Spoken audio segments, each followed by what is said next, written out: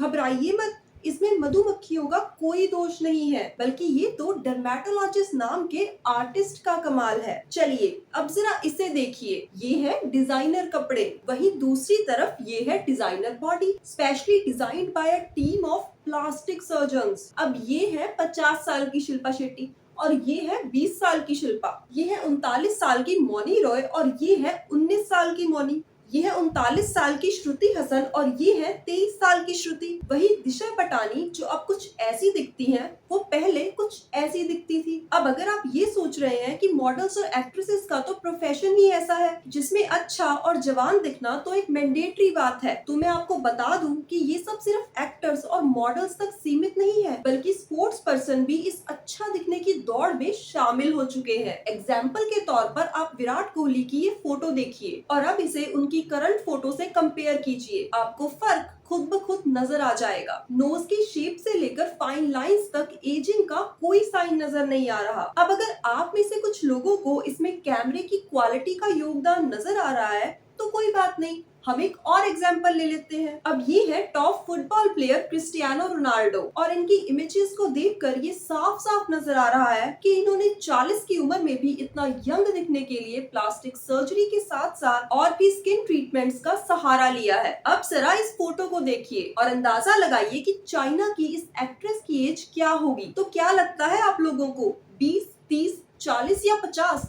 कितने साल की है ये एक्ट्रेस? ट्रस्ट मी, सच्चाई जानकर आपके पैरों तले जमीन निकल जाएगी, क्योंकि ये ना तो 20 साल की है, ना ही 30, ना ही 40 और ना ही 50, बल्कि इनकी एक्चुअल एज है 74 साल और ये है चाइना की एजलेस गॉडेस लियू जियांगकिंग। अब आप इसे चमत्कार कहेंगे या कॉस्मेटिक प्रोसीजर्स का कमाल, ये डिसीजन मैं आप पर छोड़ती हूँ। वेल, आज के टाइम में इतने नॉर्मलाइज हो चुके इन कॉस्मेटिक प्रोसीजर्स की शुरुआत इंडियन फिजिशियन सुश्रुता ने की और इसी वजह से उन्हें फादर ऑफ कॉस्मेटिक सर्जरी भी कहा जाने लगा। हालांकि ये प्लास्टिक सर्जरी इंट्रोड्यूस हुई थी इंडिया में, पर आज के टाइम में इंडिया नहीं बल्कि plastic surgery capital of the world कहलाता है साउथ कोरिया।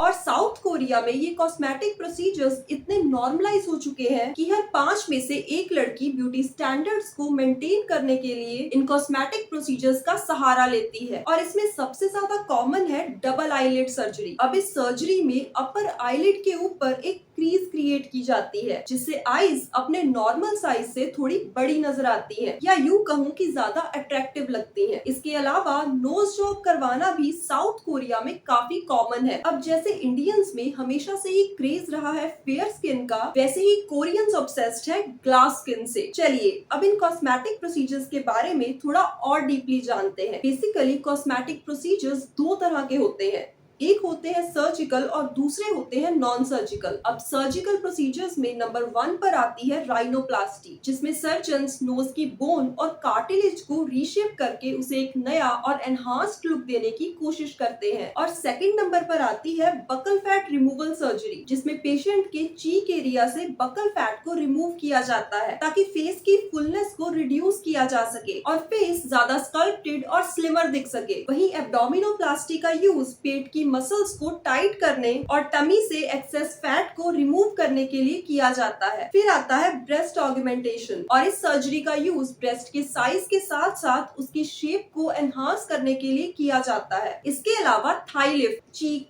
चिन और जॉ रिशेपिंग भी आज के टाइम में काफी कॉमन प्रोसीजर्स हैं। अब अगर हम बात करें नॉन सर्जिकल प्रोसीजर्स की तो उसमें सबसे पहले आता है बोटॉक्स ट्रीटमेंट। बोटॉक्स यानी कि बॉटुलिनियम टॉक्सिन। बेसिकली ये एक न्यूरोटॉक्सिक प्रोटीन है जिसे क्लोस्ट्रीडियम बॉटुलिनियम नाम के बैक्टीरिया से प्रोड्यूस किया जाता है। अब ये बोटॉक्स हमारी बॉडी में जाने पर हमारी फेशियल मसल्स को टेम्परेरली पैरालाइज कर देता है, जिस वजह से फेस पर रिंकल्स नजर नहीं आते।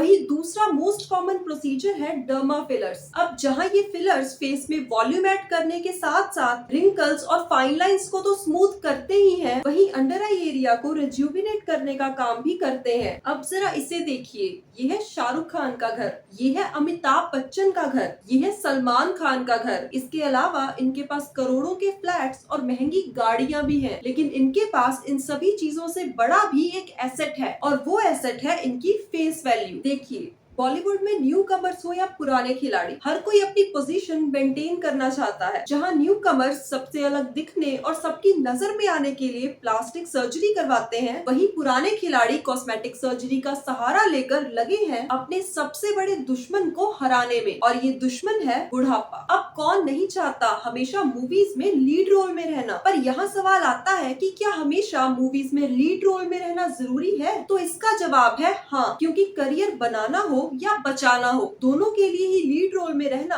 जरूरी है। देखिए, मूवीज में हमेशा लीड रोल में रहना कहीं ना कहीं सेलिब्रिटीज के अपने करियर में टॉप पर होने को दर्शाता है। अब टॉप पर होने का मतलब सिर्फ ये नहीं है कि आपको बाकी सेलिब्रिटीज के कंपैरेटिवली ज्यादा पैसे मिलते हैं, बल्कि इसका सीधा सीधा कनेक्शन है उन पॉजिटिव रोल से जो हीरो और हीरोइन को दिए जाते हैं। अब आप चाहे किसी भी हिंदी मूवी में देख लीजिए, हीरो हमेशा अच्छा ही होता है, और सेलिब्रिटीज के लिए अपने फ्यूचर को सेफ रखने के लिए लोगों की नजर में अच्छा बने रहना बहुत जरूरी है। पर क्यों? नेगेटिव रोल करने में भी तो टैलेंट और हार्ड वर्क की जरूरत होती है, लेकिन फिर भी ज्यादातर एक्टर्स हमेशा हीरो के रोल को ही क्यों प्रेफर करते हैं? अब इस क्यों के जवाब के लिए हमें समय में थोड़ा पीछे जाना पड़ेगा। 25 जनवरी 1987 जब पहली बार टीवी पर रामानंद सागर की रामायण टेलीकास्ट हुई।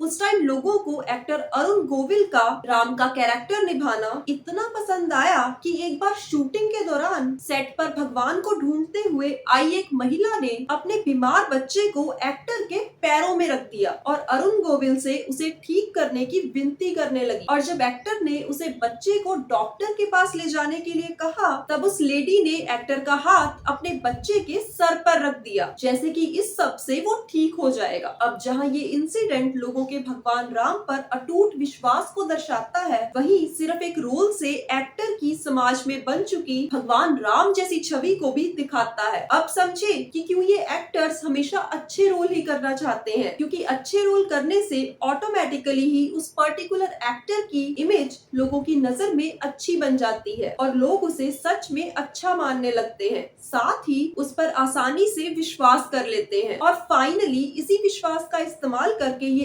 एक्टर्स प्रोडक्ट्स बेचते हैं, या यूं कहूं कि प्रोडक्ट्स की एडवर्टाइजमेंट करते हैं। इतना ही नहीं, इसी रीजन की वजह से बहुत से ब्रांड्स इन्हें अपना ब्रांड एम्बेसडर भी बना लेते हैं, ताकि जल्दी से लोगों का भरोसा जीता जा सके। अब बीइंग ह्यूमन के कपड़े हों, की बाय कैटरीना के ब्यूटी प्रोडक्ट्स या HRX के शूज, इन सभी ब्रांड्स पर लोग आंख बंद करके यकीन करते हैं, क्योंकि हमारे अपने सेलिब्रिटीज का सामान है, खराब कैसे हो सकता है? अब ये बात हम नहीं बल्कि इन सेलिब्रिटीज पर हमारा यकीन बोल रहा होता है। यानी कि किसी प्रोडक्ट पर कैटरीना की फोटो लग जाने से लोग उस प्रोडक्ट की क्वालिटी पर बिना सोचे समझे विश्वास कर लेते हैं, या फिर अगर किसी प्रोडक्ट की एड शाहरुख या सलमान कर रहे हैं तो मतलब वो सामान अच्छा ही होगा, फिर चाहे वो लोग खुद उस प्रोडक्ट को यूज करते हो या ना करते हो। हमारे लिए ये बात कोई मायने नहीं रखती, और उन्हें उस पर्टिकुलर प्रोडक्ट को प्रमोट करके कितना फाइनेंशियल बेनिफिट हो रहा है, इस बात को तो हम हमारे दिमाग में आने ही नहीं देते। अब लोगों का किसी इंसान की बात को बिना क्वेश्चन किए ब्लाइंडली और इजीली एक्सेप्ट कर लेना ही उस इंसान की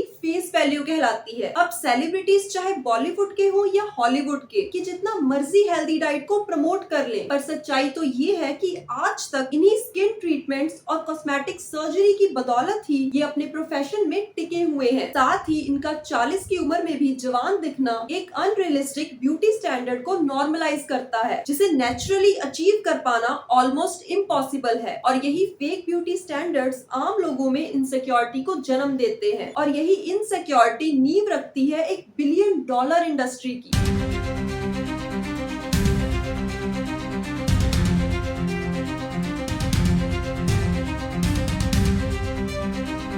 काइली कॉस्मेटिक्स बाय काइली जेनर। अब जो लोग काइली जेनर की ब्यूटी से ऑब्सेस्ड हैं, वो लोग डेफिनेटली इन प्रोडक्ट्स को खरीदेंगे, फिर चाहे ये प्रोडक्ट्स ओवर प्राइस्ड ही क्यों ना हो। वहीं दूसरी तरफ जिनको किम कार्दाशियन अच्छी लगती है, वो उसके जैसा दिखने के लिए स्किम्स के शेप वियर खरीदेंगे, फिर चाहे वो प्रोडक्ट यूजलेस ही क्यों ना हो, जैसे कि स्किम्स का ये फेस शेपर। अब अगर इस शेप वियर को देखकर आप ये सोच रहे हैं कि इसे पहनने से आपकी जॉ लाइन भी किम की तरह हो जाएगी, तो जाग जाइए, क्योंकि ऐसी डिजाइनर बॉडी और स्कल्प्टेड फेस को अचीव करने के लिए किम ने ढेरों सर्जरीज करवाई हैं। देखिए, खूबसूरत दिखने की इच्छा रखना कोई बुरी बात नहीं है, लेकिन प्रॉब्लम तब शुरू होती है जब लोग ऐसे अनरियलिस्टिक ब्यूटी स्टैंडर्ड्स को आइडियलिस्टिक मान लेते हैं, जो नेचुरली अचीवेबल ही नहीं है, और बिना सोचे समझे इन सेलिब्रिटीज को कॉपी करने निकल पड़ते हैं। अब अगर आपने कभी ध्यान दिया हो तो ज्यादातर मिडिल एज्ड एक्टर्स और एक्ट्रेसेस के पास अपनी अपनी बुढ़ापे की लाठी है। ओफो, मेरा मतलब था क्लोथिंग और ब्यूटी ब्रांड से, जिससे वो फ्यूचर में अच्छा खासा प्रॉफिट कमाते हैं और अपने फैंसी लाइफस्टाइल को मेंटेन कर पाते हैं। अब जहां एक तरफ ये सेलिब्रिटीज महंगी सर्जरीज करवाते हैं, वहीं दूसरी तरफ इन्हें देखकर जनता सस्ते विकल्प ढूंढती है और लोग मरते हैं। ये है 26 साल की विल्डलेस रोजा, यूएस की एक पुलिस ऑफिसर, जिसकी ब्राजीलियन बट लिफ्ट सर्जरी करवाने के कुछ दिनों बाद ही मौत हो जाती है। अब इस सर्जरी में विल्डलेस की बॉडी के 12 अलग अलग हिस्सों से फैट रिमूव किया गया और इसी फैट को उसके बटक्स में इंजेक्ट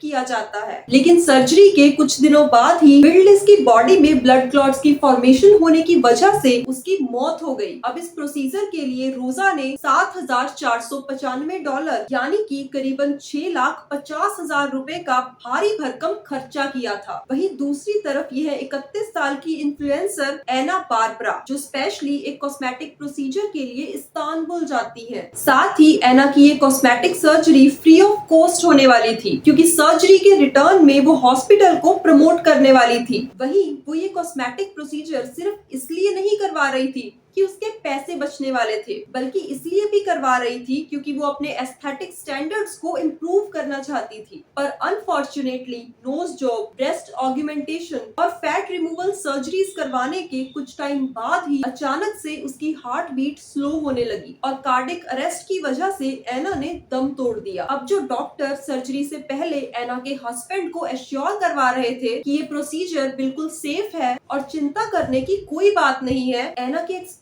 होने के बाद उसी हॉस्पिटल की तरफ से स्टेटमेंट आती है कि एना ने सभी नेसेसरी मेडिकल कंसेंट पेपर्स पर साइन कर रखा था, पर एक अनएक्सपेक्टेड कॉम्प्लिकेशन की वजह से उसे कार्डियक अरेस्ट आया और वो मर गई। एक और ऐसा ही किस्सा है जो इस बात को साबित करता है कि चमकदार फोटोज हमेशा चमकदार जिंदगी की तरफ इशारा नहीं करती, और ये किस्सा है शिफाली जरीवाला का। 27 जून 2025 को कांटा लगा गर्ल शिफाली जरीवाला की अपने घर में ग्लूटाथायोमाइन का इंजेक्शन लेने के कुछ घंटे बाद ही मौत हो जाती है। अब क्योंकि ये इंजेक्शन एम्प्टी स्टमक लिया गया था, जिस वजह से ब्लड प्रेशर कम हुआ और कार्डियक अरेस्ट की वजह से उसकी मौत हो गई। साथ ही पुलिस को शिफाली के घर में हेल्थ सप्लीमेंट्स के 2 डिब्बे मिले, जिसमें एंटी एजिंग और स्किन ग्लोइंग टैबलेट्स के साथ साथ विटामिन पिल्स भी शामिल थी। अब कहीं ना कहीं अच्छे रोल्स पाने के लिए हर टाइम खूबसूरत और यंग दिखने के प्रेशर के साथ साथ सेल्फ मेडिकेशन ही शिफाली की मौत का कारण बनी। अब इन केसेस से एक बात तो साफ हो जाती है कि ये सभी के सभी लोग डीपली इनसिक्योर होने के साथ साथ अपनी एक्सटीरियर ब्यूटी को लेकर बहुत ज्यादा फोकस्ड थे। पर रियलिटी तो ये है कि हम कितना मर्जी सोशली प्रोग्रेस कर लें, female body specially female face एक अनफिनिश्ड प्रोजेक्ट की तरह नजर आता है। ब्यूटी स्टैंडर्ड्स एक ऐसा टॉपिक है जिसे पुराने समय से लेकर आज तक माउल्ड किया जाता रहा है और किया जाता रहेगा, क्योंकि ये ट्रेंड कनेक्टेड है हमारे इमोशंस से। सोशल मीडिया और टीवी एडवर्टाइजमेंट्स हमें यही बताने के लिए ही तो आती हैं कि मॉडल्स और एक्ट्रेसेस कितनी सुंदर हैं और हम कितने बदसूरत, और कितना जरूरी है एक इंसान के लिए खूबसूरत दिखना। आफ्टर ऑल इनोसेंट लोगों को मैनिपुलेट करके ही तो कंपनीज पैसा कमाती है। पर अब बड़ा सवाल आता है कि क्या कभी ये फेक ब्यूटी स्टैंडर्ड्स का ट्रेंड खत्म होगा? वेल, जिस दिन लोग ये समझ जाएंगे कि हर समय खूबसूरत दिखने से भी ज्यादा इम्पोर्टेंट काम है जिंदगी में करने के लिए। और खूबसूरती सिर्फ बाहरी सुंदरता में नहीं बल्कि हमारे माइंडसेट और थॉट्स में झलकती है। और जिन एक्ट्रेसेस और मॉडल्स को देखकर हम फेक स्टैंडर्ड्स के पीछे भागते हैं वो लोग हैं जिनकी रोजी रोटी ही खूबसूरत दिखने से चलती है। इसीलिए हमें खूबसूरत दिखने और खूबसूरत होने के फर्क को पहचानने की जरूरत है। अब अगर आपको वीडियो अच्छी लगी हो तो वीडियो को शेयर और चैनल को सब्सक्राइब करना मत भूलना। बाय।